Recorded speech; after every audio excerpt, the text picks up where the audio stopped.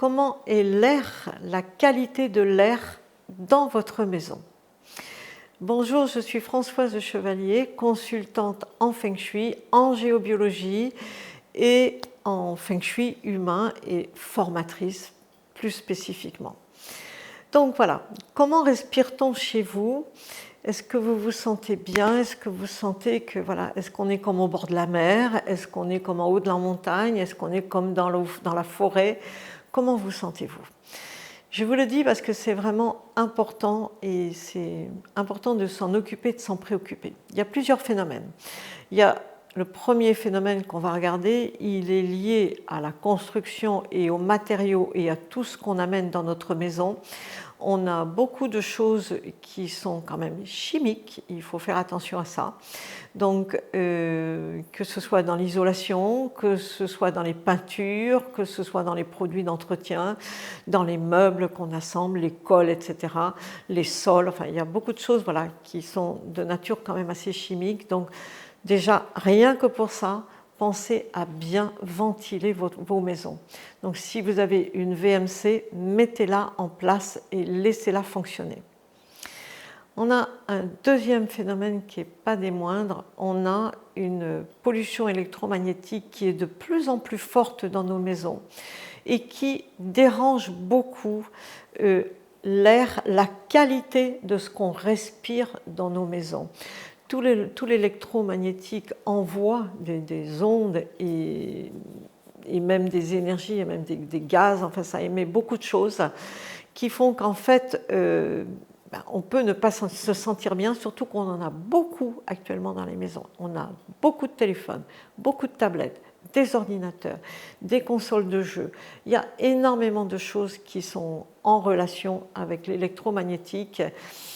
Et ça, quand même, ça serait bien de venir apprendre à le travailler, à le libérer, parce que c'est de plus en plus fort. Donc ça dérange aussi fortement la qualité de votre air. On a un autre phénomène qui n'est pas des moindres.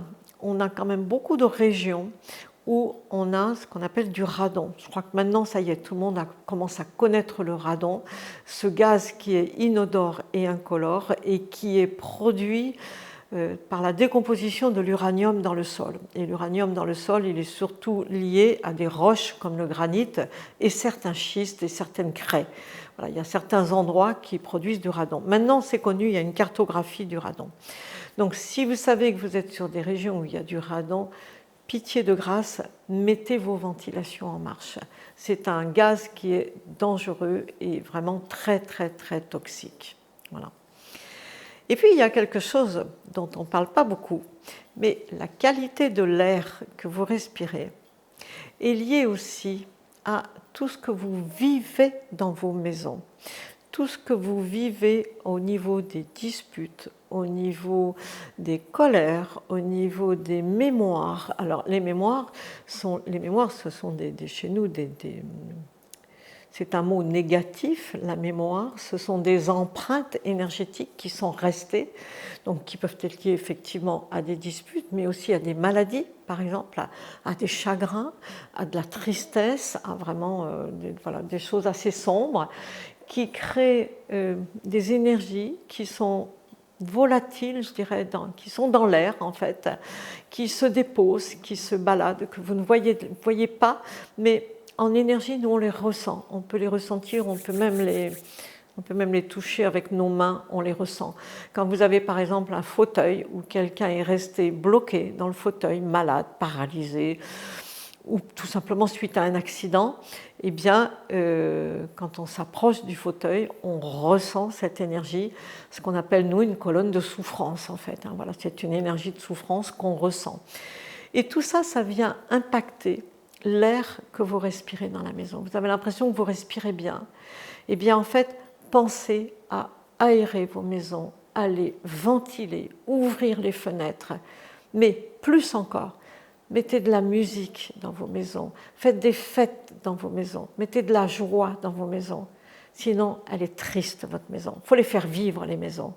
Il faut les faire vivre au rythme des saisons, au rythme des jours. S'il y a du soleil, s'il y a quoi que ce soit qui va bien, profitez-en, faites des fêtes, voilà, mettez de la musique, de la lumière, faites brûler de l'encens, faites marcher le bol tibétain, enfin, faites des tas de choses, mais faites-les vivre vos maisons. Vous voyez, là, je vous ai donné plusieurs causes qui font que l'air qu'on respire et qu'on ingère n'est pas pur, n'est pas propre. En fait, c'est ça, c'est de l'air pas propre.